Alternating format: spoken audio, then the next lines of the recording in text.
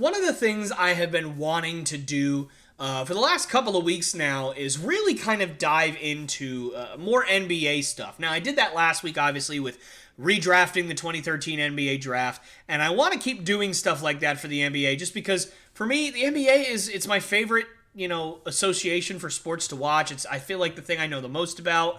Even though I played baseball in college, I've always kind of gravitated more towards watching basketball, following basketball, stuff like that. So I really want to kind of take a deep dive into some NBA stuff.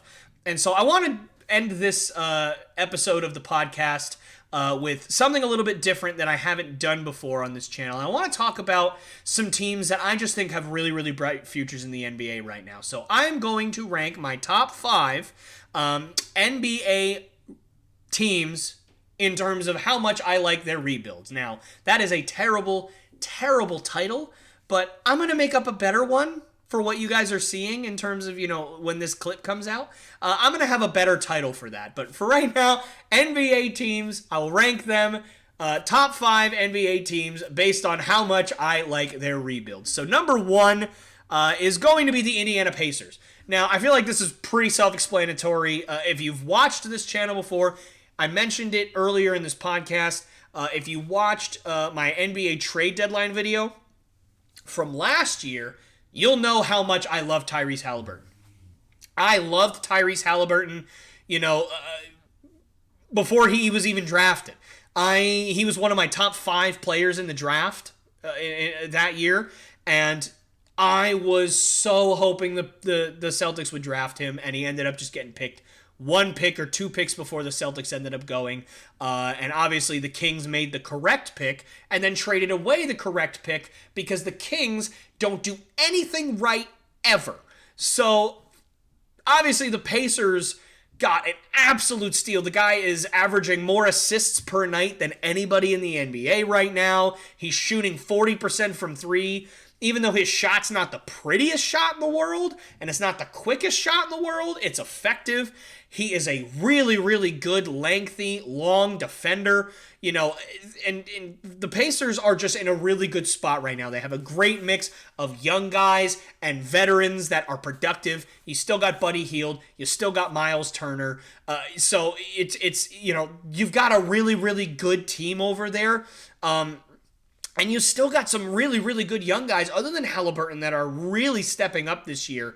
And so I think the Pacers right now, if I had to pick a team that I would say is going to be the most dangerous in 3 years, I'm going with the Indiana Pacers right now if I had to pick one, because their rebuild, I love what they are doing right now. I think that they are playing about as perfectly as you can in terms of a rebuild. You have a good mix of veterans on decent contracts that you can trade at any time, and young guys that are productive and that are stepping up into that role, but you're also not winning a ton of games either, so you're not overperforming either, but you're starting to see those guys play really, really well. You're starting to see them put it together.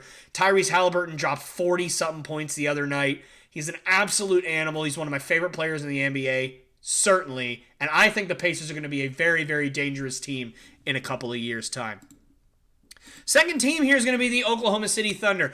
Very, very hard to not put them in number 1, just considering the absolute treasure trove of first-round picks that they have over the next 5 or 6 years. I mean, it's really, really hard to not say that they are the number 1 team, rebuilding team in the NBA.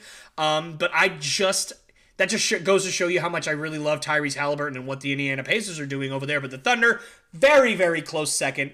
They are really, really showing out this year. I wanted to kind of talk to you guys about some stats here for Shai Gilgeous-Alexander. For those of you who do not know Shai Gilgeous-Alexander, he is one of the best young players in the NBA. He's absolutely fantastic.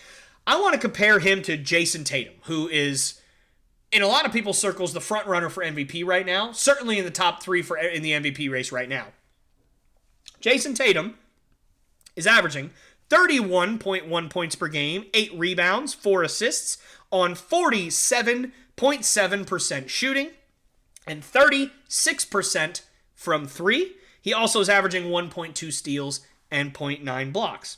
Shai Gilgeous-Alexander, 31.5 points per game, so that's more points per game, 4.9 rebounds, 5.8 assists, that's more assists per game, on better shooting splits, 50% from the field and 35% from three. So not quite as good of a shooter, but 1.7 steals and 1.1 blocks. That's more steals, more blocks, more points, more assists, more efficient shooting from 2-point range.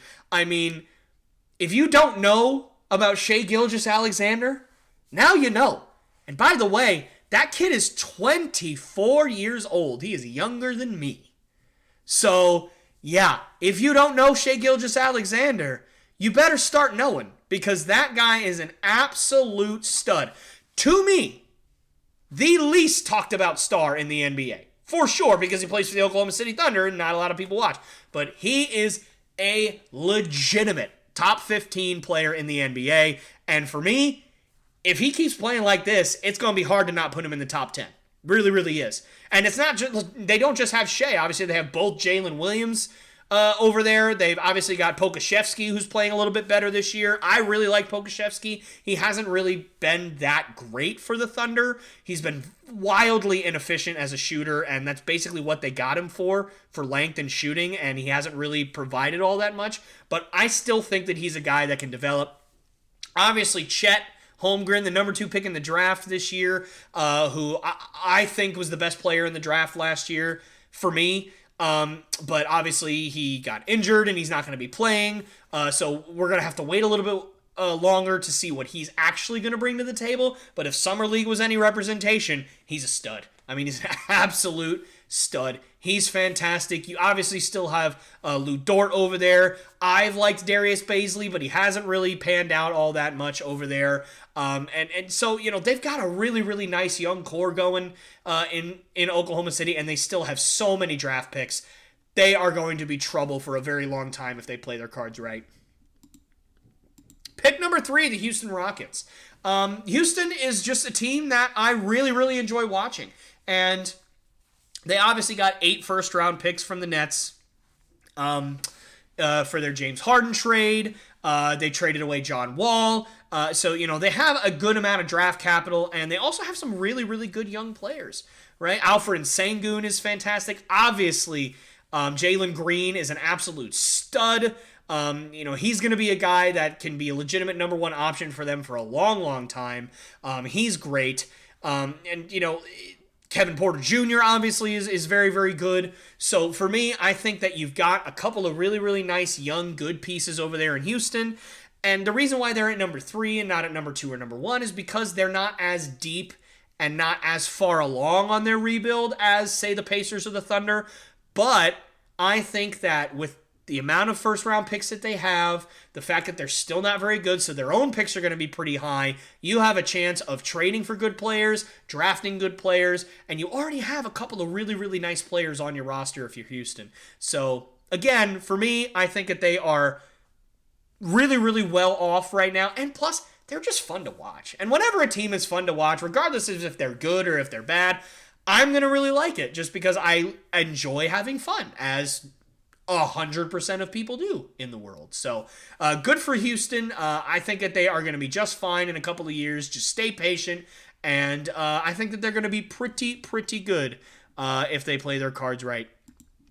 Pick number 4, the Utah Jazz. This is an interesting one because they are literally within their first couple of months of their rebuild after trading Donovan Mitchell and Rudy Gobert away. They got a ton of draft capital for that. And also, they have some pretty darn good players on their roster still. Jordan Clarkson, Colin Sexton, Lauri Markkanen. I wouldn't be surprised if he wins Most Improved this year. He has been absolutely fantastic for them. I mean, you know, you've got this core of really, really solid pieces, and you have draft capital to go along with it. So, for me, Utah is a team that is going to be pretty dangerous in the next couple of years. They've wildly overperformed this year, and the players on their roster are being maximized to their fullest potential, and Danny Ainge is pulling the strings over there. So I'm not surprised that they made these big trades, and looks like they're getting a good amount out of it as well as the Cavs, and the Timberwolves are not getting as much as the Cavs. I mean, Donovan Mitchell is a freak, but we'll get to that in a second here. Spoiler. So, you know, I think the Jazz are having a really, really great year, and I think that their rebuild is going to be just fine if they can build around, you know, Lauri Markkanen, Colin Sexton, and then draft a couple of really, really nice young pieces as well. They are going to be a force to be reckoned with. And I kind of spoiled it a little bit here, but number 5 is the Cleveland Cavaliers. Now, this seems a little bit unfair because the Cavs are so far along in their rebuild that it's almost like they're not rebuilding anymore. But think about where they were a couple of years ago when LeBron James left. I mean, they had no hope. They had no draft capital. They had no real guys that they could trade away that would give them any kind of value. They were building around Colin Sexton. That was their hope. Their hope was Colin Sexton. And Colin Sexton got them Donovan Mitchell, who's clearly a massive upgrade. He's averaging almost 30 points a night this season. They still have Darius Garland, who is a fantastic young player who's averaging over 20 points a night as well. Evan Mobley has turned out to be a stud on both sides of the ball at the center position or at the power forward position, because Jarrett Allen has also been a revelation for them, which is really unfortunate for the Nets, because right now I would say that if they had Jarrett Allen, woo, that team would be unstoppable. They wouldn't have any weaknesses. I think the Nets' biggest weakness right now is defensive and offensive rebounding and shot blocking. And Jarrett Allen provides all 3 of those. So for me, that team is just so far along their rebuild. I mean, they just have a bunch of studs over there. And, people forget that a couple of years ago, they didn't really have much hope for their rebuild. They really didn't. And right now, they are one of the best teams and most exciting young teams to watch in the NBA. I don't think they're going to win a championship this year. It's obviously possible. You never know what's going to happen in the East. But for me, they might not win a championship this year, but, they add 1 or 2 more pieces to that roster, and they're going to be a force, man. I mean, the Cleveland Cavaliers are really, really, really good. I'm not sure how much I still believe in Donovan Mitchell as a number 1 guy, but there's always room for me to be proven wrong. And so my number 5 team for rebuilds is going to be the Cleveland Cavaliers. Hey guys, me again. Thank you so much for watching one of my clips from the Lopes Goes Last podcast. These clips are so much fun to do. I absolutely love making them, and I absolutely love doing them. And this podcast is my baby, so I really want this thing to grow, and I really want it to succeed. So if you did like what you see, please subscribe. Also hit that bell notification so you never miss any one of my episodes or one of my clips like this one. And please do also like and share these videos with your friends and your family so that we can make this thing grow as fast as possible. And I wanted to thank you again so much. And I hope you guys enjoyed the video and have a great rest of your day.